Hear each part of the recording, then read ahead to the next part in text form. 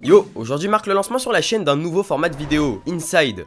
Wouah, le nom éclaté. Je sais. En quoi ça consiste? Eh bien c'est très simple. Basique. Le but est tout simplement d'analyser une œuvre, que ce soit un manga, un animé, un jeu vidéo ou autre, et ça de manière profonde tout en vous faisant part de ses qualités et défauts, mais également de mon ressenti. Et pour ce premier épisode, on va s'attaquer à un monument du shonen Neketsu, une œuvre dont la grandeur est aujourd'hui reconnue de tous, Hunter x Hunter. On dit Hunter X Hunter. Non.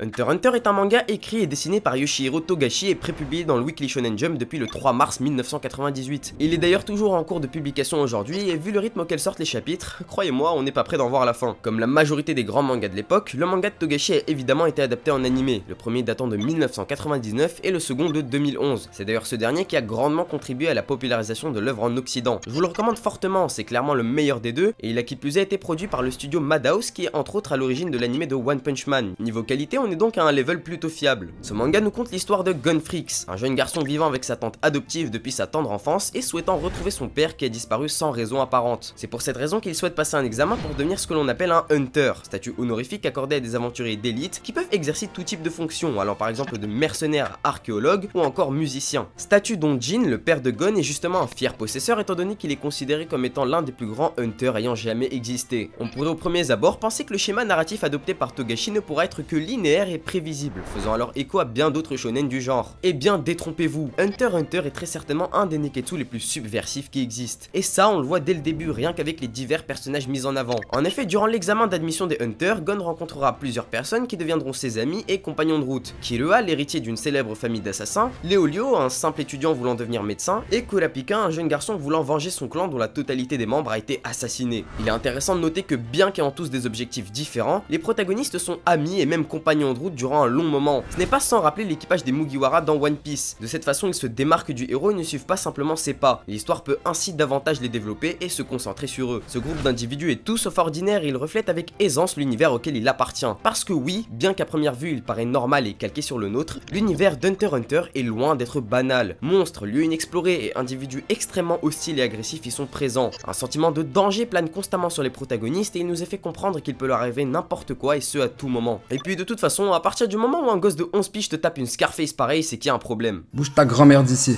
Mais le plus fascinant dans tout ça, c'est certainement le non-manichéisme dont fait preuve l'œuvre de Togashi. Il n'en est fait pas rare qu'il soit difficile de catégoriser un personnage comme étant bon ou mauvais, tant leurs agissements et motivations jonglent entre le bien et le mal. C'est d'autant plus vrai avec Gon qui, à la fin de l'anime, sombre totalement dans les ténèbres, révélant alors une facette de sa personnalité jusqu'alors inconnue. Ce personnage est en totale opposition à un Goku ou un Naruto qui eux sont indéniablement bons et purs. Hunter x Hunter n'est cependant pas réputé uniquement pour ses personnages, mais également pour ses combats et phases d'action extrêmement réfléchis et stratégiques. Et ce qui permet en grande partie cela, c'est le Nen, l'énergie corporelle que Togashi a incorporée dans son manga et qui peut être apparentée au Ki de Dragon Ball ou encore au chakra de Naruto. Mais le Nen est en réalité infiniment bien plus complexe dans son fonctionnement et met en place 4 principes qui eux-mêmes en mettent en place d'autres. Chaque personnage utilise son Nen d'une façon différente et renouvelle constamment son arsenal de techniques tout en restant dans une cohérence infaillible. J'en ai pour exemple la partie de balle au prisonnier la plus épique au monde.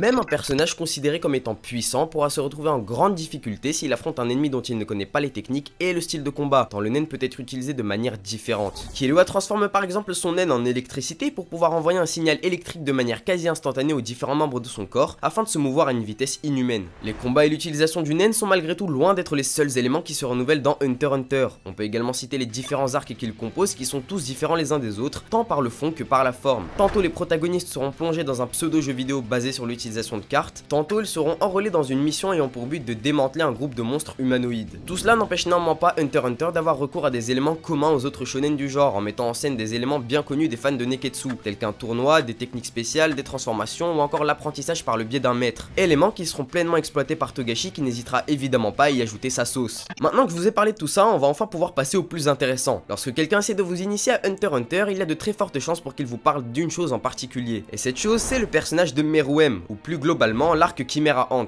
Cet arc prend place peu avant la fin de l'anime et met en scène un affrontement entre l'organisation Hunter et les fourmis chimères, des créatures à l'apparence humanoïde qui se verront dirigées par Meruem, un roi aussi puissant qu'impitoyable, ce dernier n'hésitant pas à tuer selon son bon vouloir et ne faisant preuve d'aucune empathie envers qui que ce soit. Tout cela commencera à progressivement changer après qu'il ait rencontré Komugi, une jeune fille tout ce qu'il a de plus banal si ce n'est qu'elle est championne du jeu de Gungi, une sorte de jeu stratégique basé sur les échecs. Cette dernière se faisant indéfiniment défier par le roi restera à ses côtés un long moment et l'irradiera alors de sa bonté et de son innocence, le faisant ainsi petit à petit devenir plus humain qu'il n'aurait jamais pu l'être. A l'inverse, c'est durant cette partie de l'histoire que Gon perdra Kaito, l'ancien élève de son père dont la vie a été ôtée par une fourmi chimère. Désespéré à l'idée de ne pas avoir pu sauver un être cher à ses yeux, Gon perd progressivement la raison et se laisse dévorer par la haine à tel point qu'il est prêt à mettre sa vie en jeu pour assouvir son désir de vengeance et finira par massacrer la meurtrière de son ami dans un bain de sang macabre. Il n'hésitera d'ailleurs pas une seconde à prendre Komugi en otage bien que celle-ci soit totalement innocente. Le parallèle qui est ici fait entre le héros qui sombre dans le mal et l'antagoniste qui, bien qu'étant présenté comme un être naturellement sanguinaire et dénué de sentiments, parvient à penser et à agir de la même manière que celui qu'il considérait comme lui étant inférieur, est juste génialement bien pensé. Tout simplement parce qu'il nous montre que l'être humain et par extension l'être vivant est moralement fragile. Un gain, une perte ou une simple rencontre peuvent le faire changer du tout au tout. L'arc Chimera Ant est à Hunter x Hunter ce que l'arc Pain est à Naruto, une marque indélébile et indissociable de la globalité de l'œuvre. Œuvre qui prône l'émerveillement et la réflexion, et bien qu'étant porteuse de valeurs explicitement mises en avant comme l'amitié ou le dépassement de soi, d'autres sont plus subtilement transmises. Il nous est par exemple montré avec le cas de Gon que la vengeance ne mène qu'au négatif et a causé plus de mal que de bien à ce dernier. On sent durant toute l'histoire qui nous est contée que Togashi met son cœur et sa réflexion à l'ouvrage, faisant ainsi de son manga une œuvre aussi riche que complexe, une œuvre qui a marqué les esprits et qui, je l'espère, continuera à le faire.